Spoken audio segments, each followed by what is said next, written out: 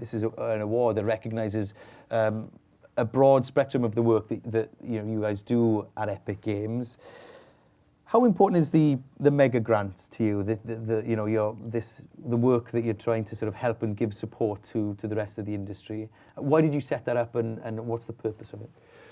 Well, a few years ago we set up Unreal Dev Grants. It was a $5 million fund that would be given out with no strings attached to different projects using Unreal Engine or other tools to help foster projects that we thought had a chance of success but really needed some financial help. And that was a big success. And in the meantime, Fortnite achieved this amazing level of success, and so we grew that into a $100 million fund with Epic MegaGrants. And it goes beyond just the game industry now. It supports games, film and television, enterprise efforts, education, academic projects, and open source efforts like Linux. We've found so many projects really got over the hump of resources required in order to be successful, and so many of these games went on to great success in the last generation. I think we find there are a lot of ingredients you need to succeed with a game, but once you have a great team and a great idea, and you've gotten some momentum, often you just need some funding to get over the hump, and that's what we're aiming to solve. You've mentioned this a few times already, so in terms of the work the Unreal Engine is doing in television and the film space, the fact that your mega grants are also sort of working outside of the gaming space as well. BAFTA is obviously a film and television organisation as well as recognising games. Do you see those sort of those worlds of entertainment sort of colliding a little bit? Yeah, absolutely. That's the core vision of Epic, right? Some people on the outside look at us and say, that's a funny company you got there. You're making games, you're licensing this 3D technology out, you have architects using your stuff, and then you have these online services. Like, what are you guys doing? You're all over the place. But what we're really doing is trying to build up a digital content ecosystem that spans tools for creators and platform for consumers to engage. And I think we're just in the early stages of this whole effort, but we've seen it coming for the last decade or so. And you just see little bits of it here and there. You realize what's coming together is something much bigger than any media that exists now. Like 3 years ago, we partnered with McLaren to build a photorealistic car, and it pushed us to implement anisotropic paint and realistic carbon fiber materials in the Unreal Engine, and we did a demo and proved that they could build a car configurator that way. But that car just showed up in Rocket League as a photorealistic McLaren car, and you're starting to see these little crossovers, like Marshmello, the digital musician, showed up in Fortnite to conduct a concert. Yeah. It was much bigger than any physical concert in history. It had 10.8 million simultaneous players in the concert. That's a big number, isn't it? When you step back and think about it, 10.8 million in one place at one time. Yeah, it's crazy. It's bigger than anything in the real world. I think when you back up and look at this, you're realizing every company engaged in the real world somehow who's building a product is actually building a digital version of that product before they manufacture anything, whether it's a car or a building or some industrial machine or an oil tanker. And all of these digital assets are just used internally and then they're discarded. But I think the next step is for us to take, using real-time technology, Unreal Engine that's powering their 3D visualization, to start bringing all of these assets together and make them as much a part of the consumer experience as their internal development pipeline. Right? What if every car, before it released in the real world, it was available in games and online and experiences like Fortnite? What if you could go test not just something that looks like the real car, but actually simulates the car's physics in there? What if a major new work of architecture debuted in an online game and that anybody could play? I think what we're seeing is a lot of the elements of social networks are being kind of reinvented, but around real-time 3D. Social networks were about text and pictures and then videos, and it was all offline, asynchronous, and fairly impersonal, right? It's really easy to type up a text rant at somebody you've never seen before, but with Fortnite, you're getting people together in real time, and they're having real conversations, and all of the characteristics of empathy you have with real-world interactions with humans are brought into Fortnite, so it ends up being a much more positive and welcoming experience to everyone, and one you primarily experience with people you actually know and not strangers.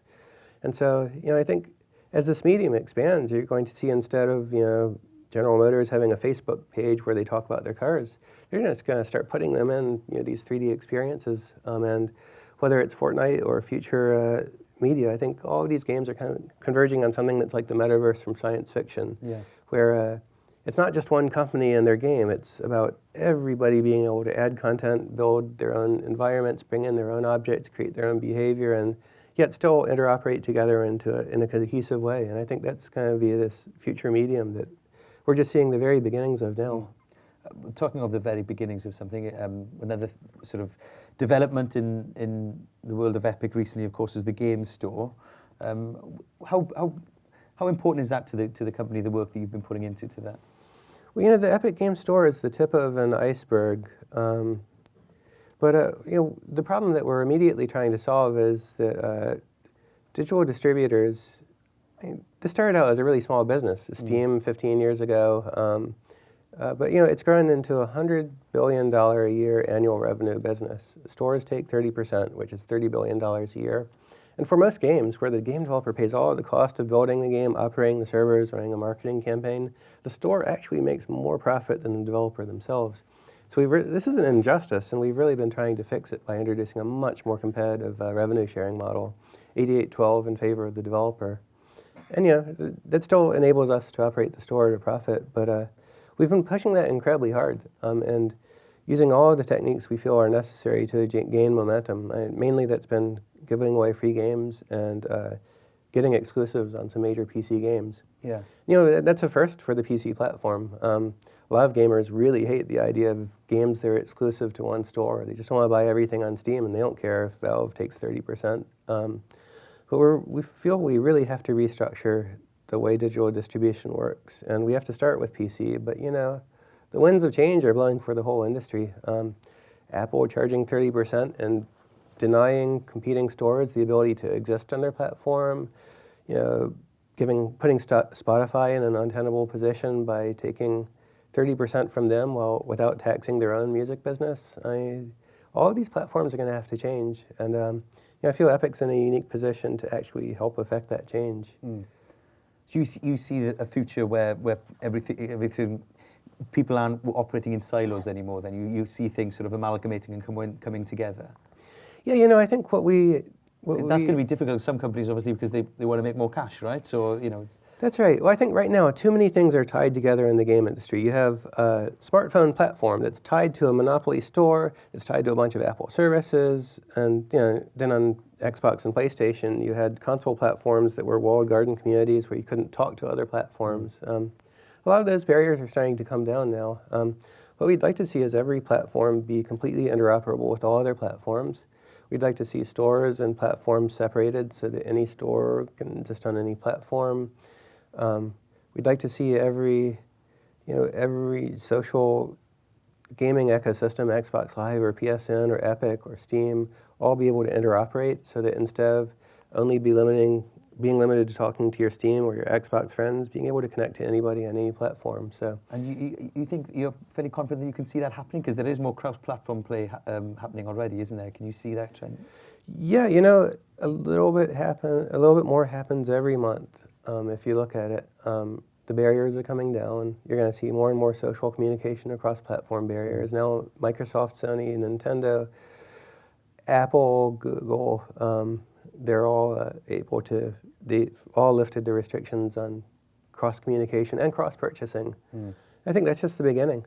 At some point, Apple's walled garden has to come down, and iOS users need the freedom to install apps on their phones. And is that pace of change exciting for someone like you who's been in the business for so long and done so much already?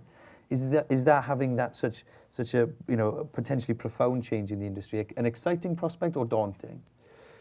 Well, I'm really excited about it. I don't mind a good fight. But yeah, a lot of it has actually been a backslide over the past 12 years where the industry has become more and more closed down and domineered by the big tech companies.